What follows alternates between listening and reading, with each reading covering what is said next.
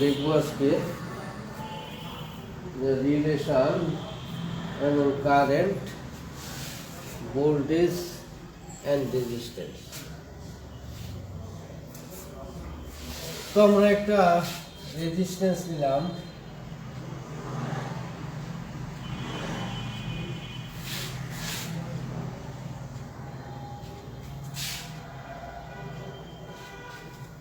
আর আমরা একটা রেজিস্ট্যান্স নিলাম আর মনে করি আর এর এটা এ প্রান্ত, এটা বি প্রান্ত। এ প্রান্তের পটেনশিয়াল বি এ এবং বি প্রান্তের পটেনশিয়াল বি বি। যদি পটেনশিয়াল ডিফারেন্স থাকে তাহলে তার ভিতর দিয়ে প্রবাহিত কারেন্ট মনে করি আমি আই। তো আমরা জানি যে ওহমের সূত্র বলছে যে কোনো পরিবাহীর ভিতর দিয়া প্রবাহিত নির্দিষ্ট তাপমাত্রায় কোনো পরিবাহীর ভিতর দিয়া প্রবাহিত কারেন্ট উক্ত পরিবাহীর দুই প্রান্তের বিভব পার্থক্যের সাথে সরাসরি সমানুপাতিক এবং রেজিস্ট্যান্সের সাথে উল্টানুপাতিক বা ব্যস্তানুপাতিক। তাহলে আমরা ওহমের সূত্রেও যদি আমরা এখানে অ্যাপ্লাই করি তাহলে আমরা এখান থেকে বলতে পারি যে আমাদের কারেন্ট আই ইজ প্রপোর্শনাল দুই প্রান্তের পটেনশিয়াল ডিফারেন্স হলো V A variation B B. অর্থাৎ এটা থেকে দুইটার পার্থক্য বোঝায়। এটা যদি বড় হয় তাহলে এটা থেকে এটা বিয়োগ, আর যদি এটা বড় হয় তাহলে এটা থেকে এটা বিয়োগ। পটেনশিয়াল ডিফারেন্স মানে কি পাওয়া গেল?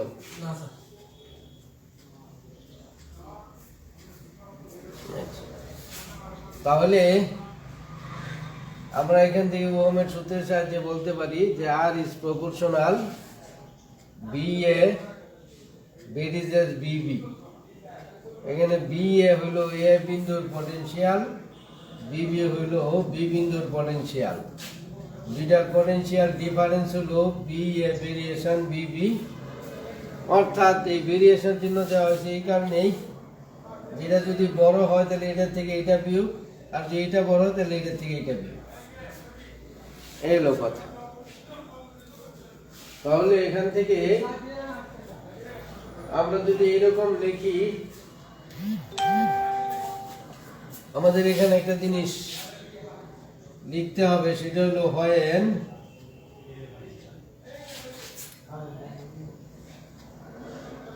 resistance and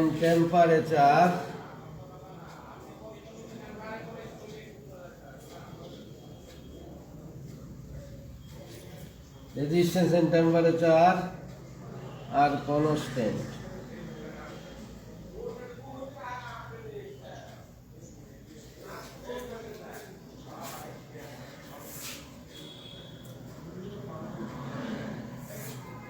তো আমরা যদি এখান থেকে বলি, ধরি আমরা যে B A variation B B is equal to B, তাহলে আমরা এখান থেকে লিখতে পারি সুতরাং আই ইজ প্রপোর্শনাল বি। তখন এরা কনস্ট্যান্ট।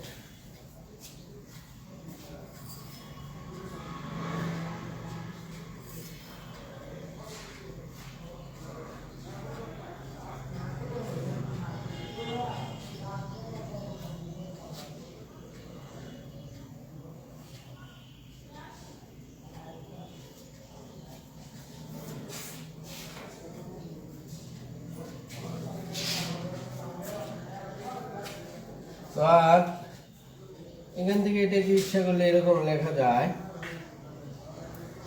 যে বি ইজ প্রপোর্শনাল আই। এখান থেকে লেখা যায় V is equal to I R. এখানে আরেকটা কনস্ট্যান্ট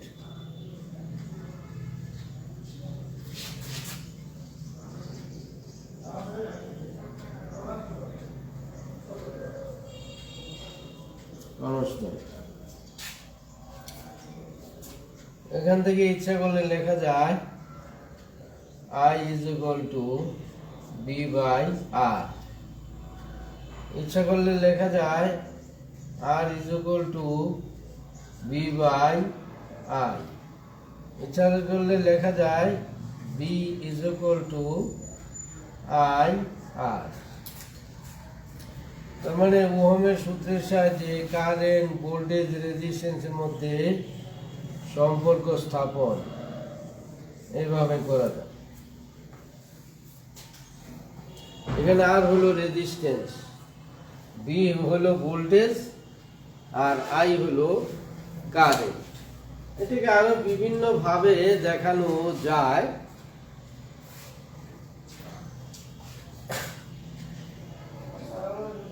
এই সম্পর্কটাকে আরো বিভিন্ন ভাবে দেখানো যায়। আমি একটা রূপে দেখাইলাম। তাহলে আমরা ওহমের সূত্রের সাহায্যে কারেন্ট, ভোল্টেজ এবং রেজিস্ট্যান্সের মধ্যে সম্পর্ক পেলাম। এই সম্পর্কটা আমাদের বিভিন্ন জায়গায় কাজে লাগবে। আমরা এটা ইউজ করে বিভিন্ন জায়গায় বিভিন্ন রকমের সলিউশন করার জন্য এটা আমরা ব্যবহার করব। এখন এখানে যে জিনিসটা ইম্পর্টেন্ট আমাদের, যে আমরা এই সূত্র ব্যবহার করে কিভাবে বিভিন্ন প্রবলেম সলিউশন করতে পারি।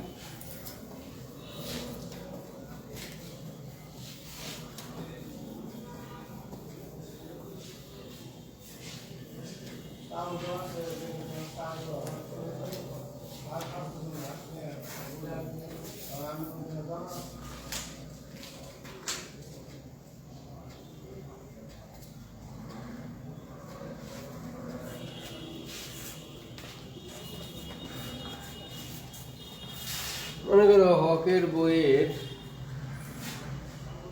এক্সাম্পল 2 পেজ নাম্বার 50 বলছে একটি বৈদ্যুতিক তাতালের অর্থাৎ সোল্ডারিং আয়রন, যেটা দিয়ে আমরা জ্বালাই করি, একটি বৈদ্যুতিক তাতালের মধ্য দিয়ে 2 অ্যাম্পিয়ার কারেন্ট প্রবাহিত হয়। তার মানে এখানে দেওয়া আছে given data I is equal to দেওয়া আছে 2 অ্যাম্পিয়ার। যখন এতে 230 ভোল্ট প্রয়োগ করা হয়, ভোল্টেজ দেওয়া আছে 230 ভোল্ট, তাহলে রেজিস্ট্যান্সের মান কত হবে? একেবারে এই সহজ। তার মানে আমরা জানি যে R is equal to B by I।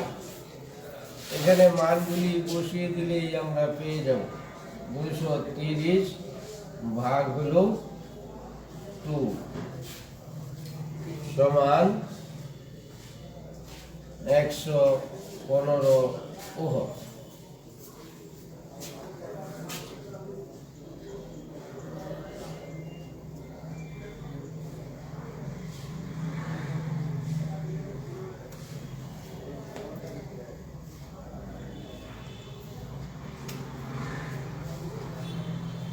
মনে করো এক্সাম্পল 4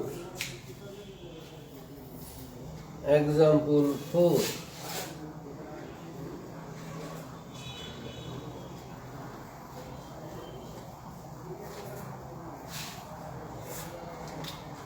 এক্সাম্পল 4 বলছে একটি ভ্যাকুয়াম টিউবের cathode bias voltage 60 volt, voltage দেওয়া আছে 60 ভোল্ট। যদি সার্কিটের কারেন্ট 80 মিলিঅ্যাম্পিয়ার নিয়ন্ত্রিত করা হয় তবে কি পরিমাণ রেজিস্ট্যান্স সংযোগ করতে হবে? তার মানে কারেন্টের মান দেওয়া আছে 80 মিলিঅ্যাম্পিয়ার, রেজিস্ট্যান্সের মান বের করতে বলা হয়েছে। এখানে একটা জিনিস খেয়াল করো তোমরা, যে বিটা ভোল্ট এককে দেওয়া আছে, কিন্তু আইটা দেওয়া আছে মিলি অ্যাম্পিয়ারে। মিলি অ্যাম্পিয়ারকে আমাদের প্রথমে এই অ্যাম্পিয়ারে নিতে হবে, ক্যালকুলেশন করতে হবে। মিলিকে 1000 দিয়ে ভাগ করলেই অ্যাম্পিয়ার হয়ে যাবে। এটাকে 1000 দিয়ে ভাগ করলে 0.08 অ্যাম্পিয়ার হয়ে যাবে। এবার আমরা লিখতে পারি যে R is equal to B by I। B হলো 60 আর এটা হলো 0.08। 100 দিয়ে গুণ করে দিলে 6000, ওটা 8 দিয়ে ভাগ করলে ওখানে 750 ওহম।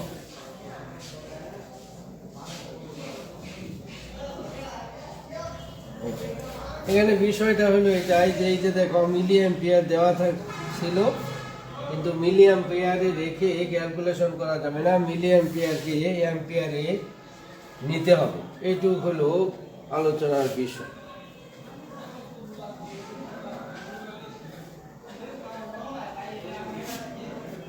এক্সাম্পল 5, এখানে কি দেওয়া আছে?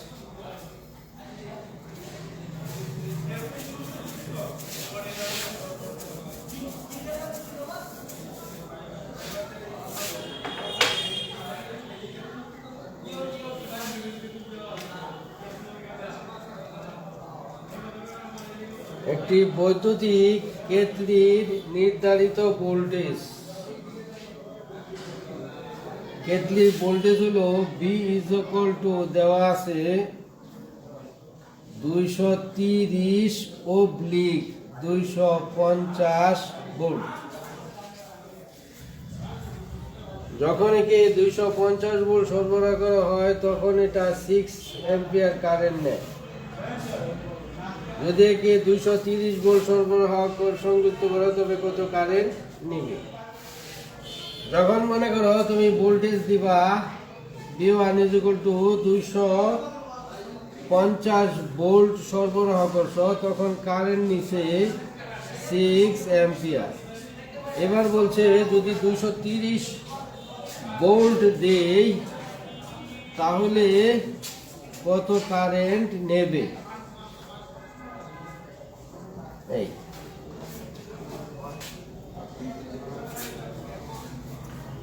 দেখো এখানে দুইটা ডাটা দেওয়া আছে, B1 দেওয়া আছে এবং I1 দেওয়া আছে। ইচ্ছা করলে আমি আর তো চেঞ্জ করি নাই।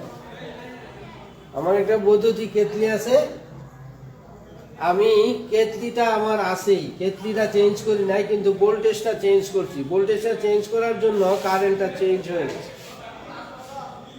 তো বৈদ্যুতিক কেটলিতে প্রথমে তাহলে বৈদ্যুতিক কেটলির রেজিস্ট্যান্সটা কত হবে সেটা আমরা এই দুইটা ডাটা দিয়ে বের করতে পারব। তাহলে বৈদ্যুতিক কেটলির resistance R1 is equal to B1 by I1। B1 হলো 250 ভাগ হলো 6 is equal to হলো 41.67 ওহম। এবার দেখো যেহেতু কেটলি বদলায়নি কাজেই R1 সমান R2, কেটলি তো বদলায়নি, রেজিস্ট্যান্স চেঞ্জ হয় না, কিন্তু ভোল্টেজ বদলাইছি, তাহলে কারেন্ট চেঞ্জ হয়ে যাবে। তাহলে আমরা এই ডাটাটা ব্যবহার করে এই কারেন্টটা বের করব। তাহলে আমরা লিখতে পারি যে I2 is equal to V2 by R2। যেহেতু কেটলি বদলায়নি কাজে R1 আর R2 সমান, তার মানে এটা তো আমি ক্যালকুলেশন করে পাইলাম 41.67 ওহম। কাজে এটা আমি এখন ব্যবহার করি 230 ডিভাইডেড বাই 41.67। এখন এটা দিয়ে মান ক্যালকুলেশন করলে 5.52 অ্যাম্পিয়ার। এই যে কোনো একটা জিনিসের রেজিস্ট্যান্স জানা থাকলে, ভোল্টেজ জানা থাকলে কারেন্ট নির্ণয় করা যায়, বা ভোল্টেজ কারেন্ট জানা থাকলে রেজিস্ট্যান্স নির্ণয় করা যায়। বা কারেন্ট রেজিস্ট্যান্স থাকলে ভোল্টেজ নির্ণয় করা যায়। এই ওহমের সূত্র দিয়ে আমরা এই কাজগুলি আমরা করতে পারি।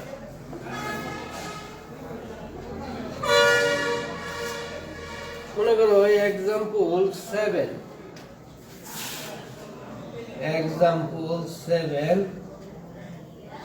Page number 51। এখানে কি দেওয়া আছে? জিনিসগুলি খুবই সহজ, কিন্তু ছেলেপেলে ভুল করে। কোথায় ভুল করে এই জিনিসগুলি আমি একটু বলার চেষ্টা করি।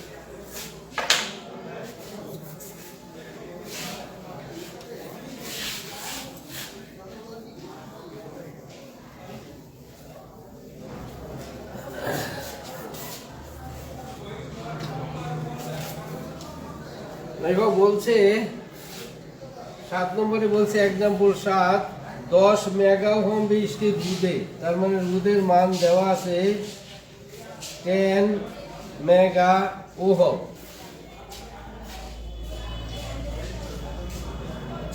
পঞ্চাশ কিলো ভোল্ট দেওয়া হলে ভোল্টেজ দেওয়া আছে B is equal to 50 KV, kilo volt দেওয়া আছে। তাহলে কত দেওয়া হলে কত মিলি অ্যাম্পিয়ার কারেন্ট প্রবাহিত হবে? প্রথমে আমরা কারেন্ট বের করব, তারপরে সেটাকে আমরা মিলিতে নিব। I is equal to watt. তো আমরা তো জানি যে I is equal to V by R।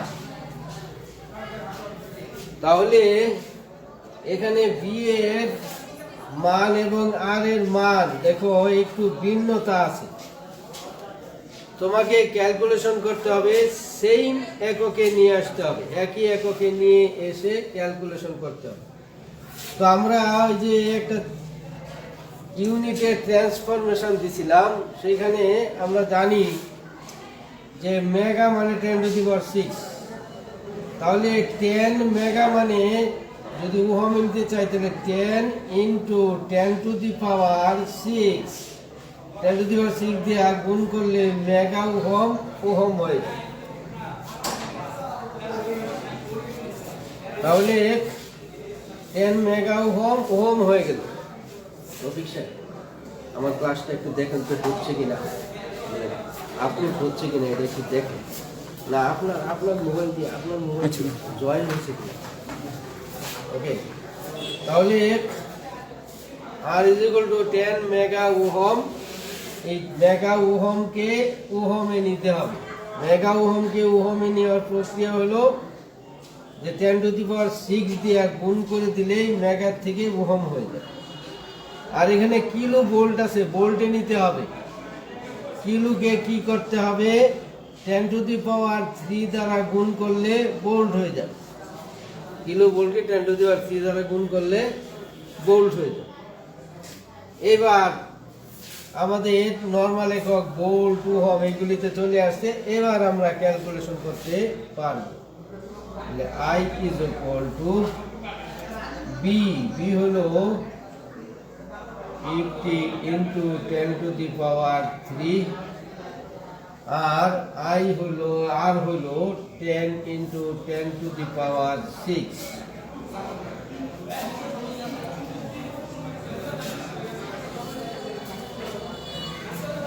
তাহলে এখানে একটা জিনিস খেয়াল করো, আমরা ইচ্ছা করলে এরকম করতে পারি, সমান সমান পাওয়ার এখানে বাদ দিলে এরকম লেখা যায়। তোমরা এগুলি ক্যালকুলেটর দিয়ে করবে। আর নিচে লেখা যায় 10 ইন্টু 10⁻³ থাকে। এটাকে উপরে উঠায় দিলে এরকম লেখা যায়। এটা ভাগ করলে হলো 5, আর এই পাওয়ারটা উপরে উঠায় দিলে 10⁻³ তার মানে এটাকে লেখা যায় মিলিতে, লেখা যায় 5 মিলি অ্যাম্পিয়ার।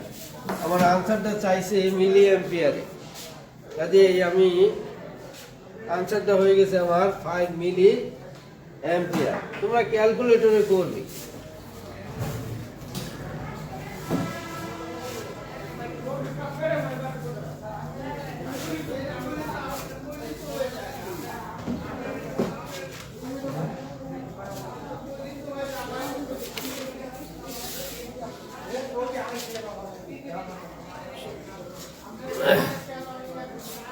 আমরা নেক্সট চ্যাপ্টারে যাব, চ্যাপ্টার 4।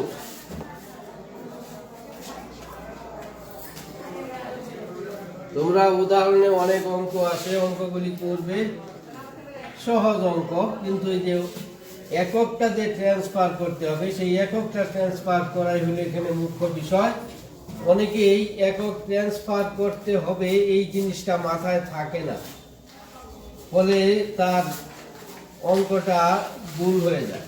কাজে এই অঙ্কটা একই এককে ট্রান্সফার করে নিয়ে ক্যালকুলেশন করতে হবে, এই জিনিসটা মাথায় রাখতে হবে যে কিলো মেগা এইসব থাকলে নর্মাল এককে যাইতে হবে। আমরা চ্যাপ্টার 4 দেখি এখানে কি আছে।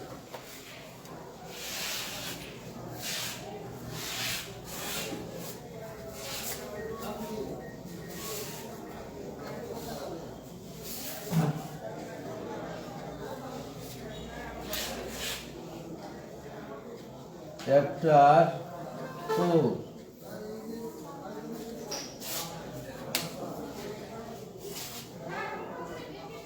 concepts of electrical circuits।